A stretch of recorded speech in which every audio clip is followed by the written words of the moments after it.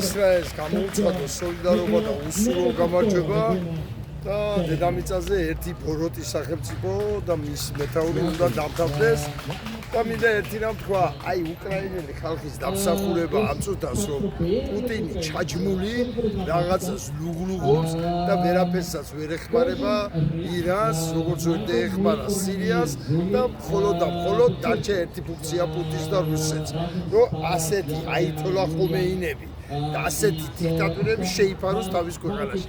სხვა ფუნქცია უკვე რუსეთს აღარ დარჩა, სხვა უკვე არაფერი აღარ შეუძლია და ეს არის ამ გაუტოვებული ხალხის, ამ უკრაინელების დამსახურება. ამათი დამსახურება, რომ ვერც მოლდავეთში შედიან და გაიმარჯვა იქ მოლდავეთმა და დეთაუტირა რუსეთს, ვერც საქართველოში შემოვლიან.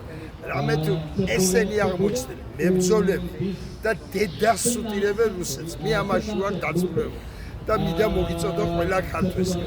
ამ წუთას მსოფლიოში მიმდინარე პროცესები არის საქართველოს სასიკეთო და ეს თუ არ გამოვიყენეთ, საქართველო როგორც სახელმწიფო არ იარსებებს.